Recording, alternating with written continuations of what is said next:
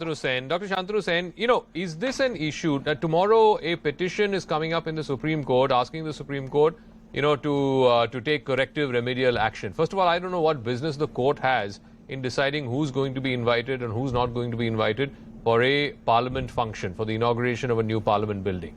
Now, is the opposition going to use every opportunity where they have political differences, admittedly, with this government to boycott functions which, like I said, this parliament building is going to far outlast every single parliamentarian in India right now. It is going to outlast Mr. Modi. It's going to outlast this current government. Tomorrow maybe your government will come to power. You will still have to do business in this same parliament building. Why are you going to the extent of boycotting what should have been a moment of national pride and this whole business of getting courts involved?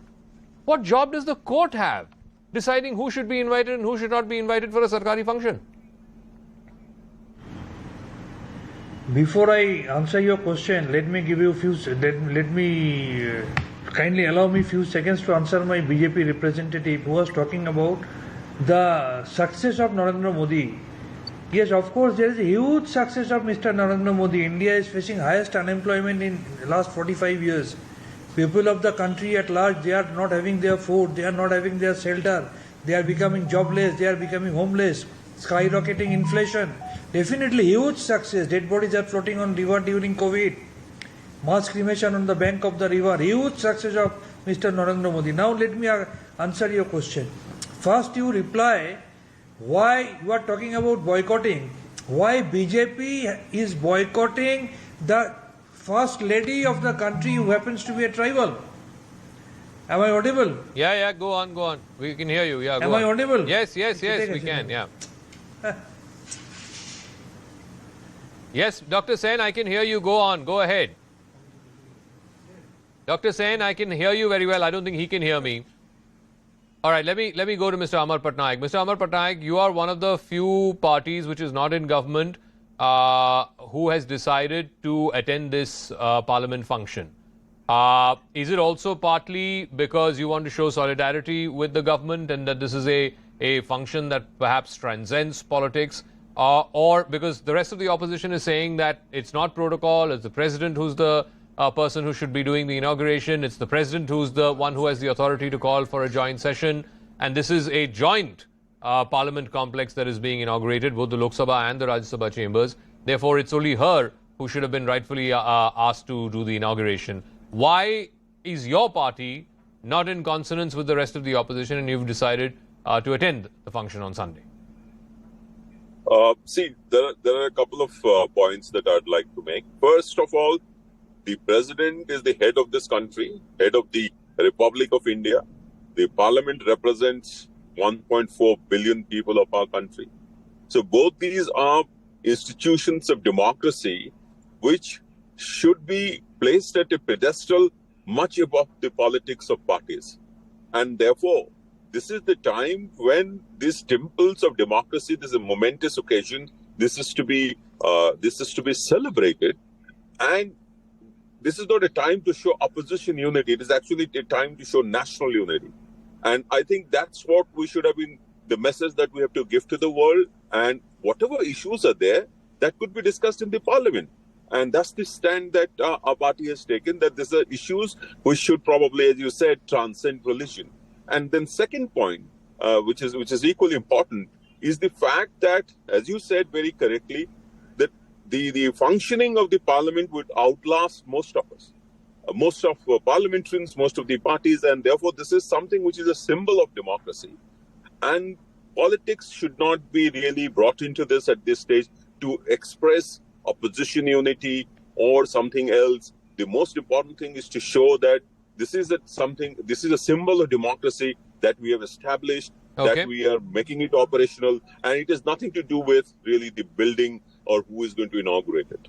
Okay, so Dr. Sen is back on the line. Dr. Sen, again, if you're going to boycott the inauguration because you believe protocol was not followed, you're against the fact that the Prime Minister is taking all the limelight for this inauguration, then you should extend the boycott for the rest of this Lok Sabha term also, right? You should say that we will not operate from this new building.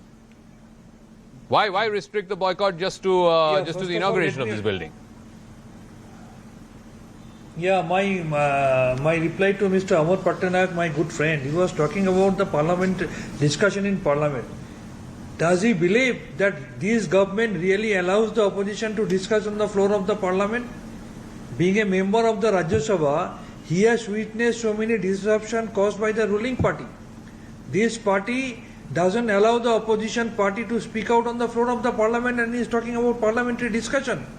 Now, BJP is boycotting the first lady, rather the first citizen of the country who happens to be a tribal, who happens to be a part of the parliament as per Indian Constitution Article number 79. The fact is, nowadays PM doesn't stand for Prime Minister. Nowadays PM stands for publicity master, who gets a stadium inaugurated in his name by the hand of President, who gets a medical college inaugurated in his name on his birthday, and so on and so many. So now PM doesn't stand for Prime Minister, he stands for publicity. Sir, but you're not answering you're not answering my question. I had a simple question to you. This parliament building is going to stand for the next 100, 200, maybe 300 years, right? Why are you boycotting the inauguration of this building just because the person who is inaugurating it you don't like or you're opposed to politically? Because I am answering your question. Because it's a united protest of all the opposition. If we boycott the entire Parliament House for the rest of our life, then where do we go? Where do we go? If we boycott the entire Parliament, this new building for the rest of our life, then what do we go? No. So then let's be clear, right, Dr. Sen? Let's be clear. It should have been done in the month of November. Let's be clear. One second. Okay, that's a matter of when it was done. 1 second, please. Sir, give me 10 seconds. You are not allowing me to speak out. No, I am. I'm asking for a clarification from you.